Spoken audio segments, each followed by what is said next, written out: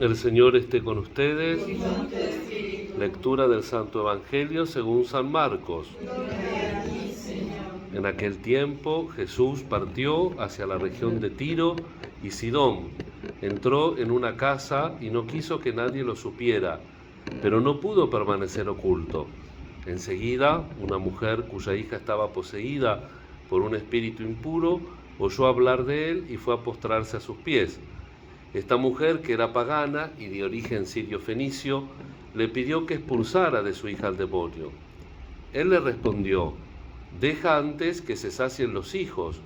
No está bien tomar el pan de los hijos para tirárselo a los cachorros». Pero ella contestó: «Es verdad, Señor, pero los cachorros, debajo de la mesa, comen las migajas que caen de los hijos». Entonces él le dijo: «A causa de lo que has dicho, puedes irte. El demonio ha salido de tu hija». Ella regresó a su casa y encontró a la niña acostada en la cama y liberada del demonio. Palabra del Señor. Gloria a ti, Señor Jesús.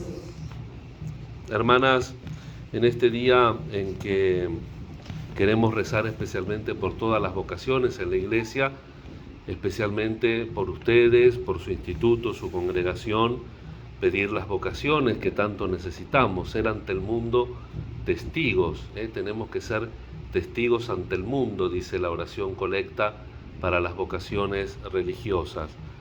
Y ese ser testigo es un poco como Jesús.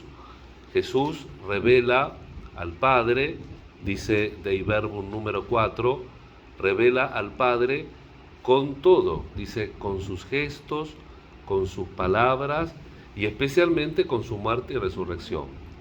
Entonces, lo que les comentaba en la otra meditación, de que tenemos que confiar también en lo que nosotros podemos.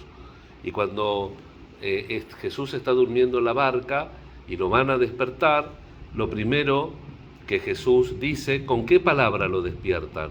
Sálvanos que perecemos. Exagerados eran los discípulos, Y Jesús dice, hombres de poca fe en ellos, porque ellos tenían que saber qué hacer en una tormenta. Y nosotros también, en una tormenta, cuando no tenemos vocaciones, evidentemente que Dios sigue suscitando vocaciones, como Dios sigue suscitando un montón de cosas buenas en nosotros, pero para decirlo de una manera amable y poco académica, a veces tenemos muchos ruidos en la cabeza, y tenemos un poco que aquietarnos y aprender a escuchar la voz del Señor, la voz de la fe que nos lleva a lo simple, a lo sencillo. Recorriendo este segundo relato, del Génesis, claro que ahora uno lo presenta en este momento, también la palabra de Dios sigue siendo válida. Agarremos un grupito de estas feministas que cada tanto vienen a torturar la Catedral de Buenos Aires y expliquémosle este texto yavista. En el otro texto, en el primer relato, recuerdan que Dios hace al hombre y la mujer, los hacen juntos. Aquí evidentemente la pedagogía de este relato yavista más antiguo del siglo X, el otro es del siglo VI, quiere hacer ver la complementariedad, y de una manera imperfecta, pero que se puede constatar, el hombre, es cierto que la mujer sale del hombre, pero el hombre es sumido en un sueño y se le saca de la costilla, no se le saca ni de la cabeza ni de los pies. Es decir, la mujer no es ni más ni menos que el hombre, sino que es igual, es un mensaje.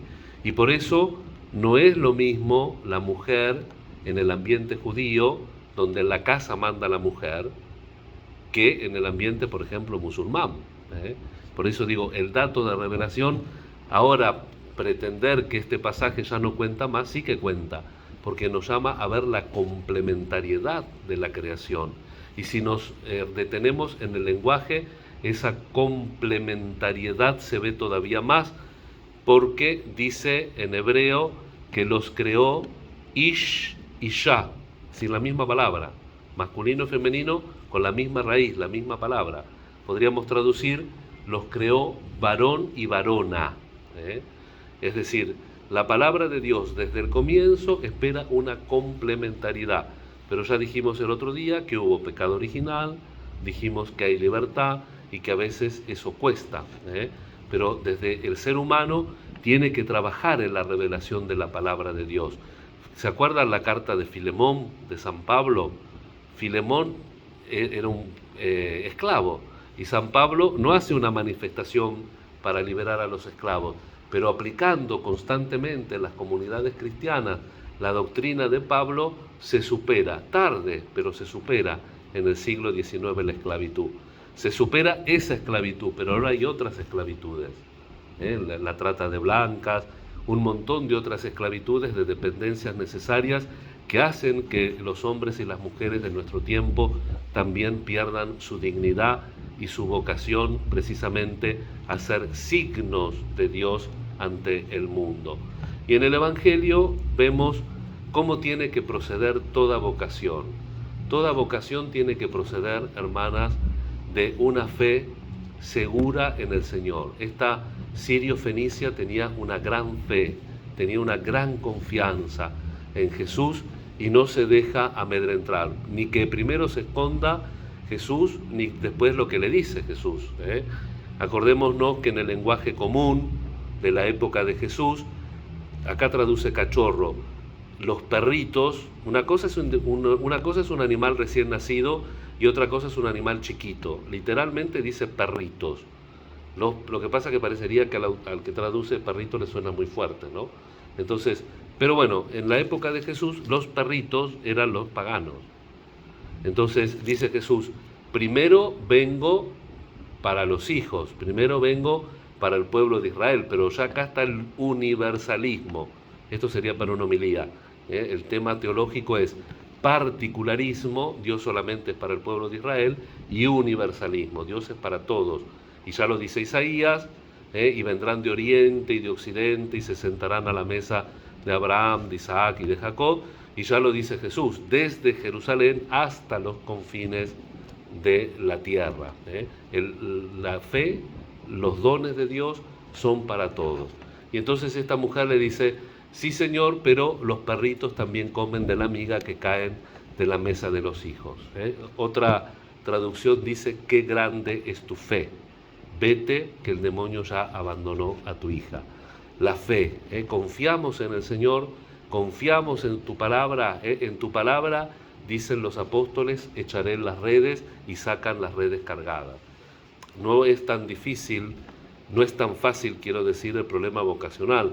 Desde el punto de vista de la fe y de la teología, uno no puede pensar que Dios deja de llamar, Dios está llamando, pero a veces nosotros también no somos el signo que tenemos que ser ante el mundo. Yo a veces me pregunto, cuando hablo del seminario, digo, si los jóvenes de mi parroquia me ven a mí, ¿tienen ganas de ser como yo? No ser como yo en el temperamento, porque estarían fritos. Digo, de ser sacerdotes, ¿tendrían ganas de entregar su vida, de ir al seminario, de ir a una parroquia? Y yo no sé si les doy ganas cómo me comporto, cómo reacciono, cómo me muestro.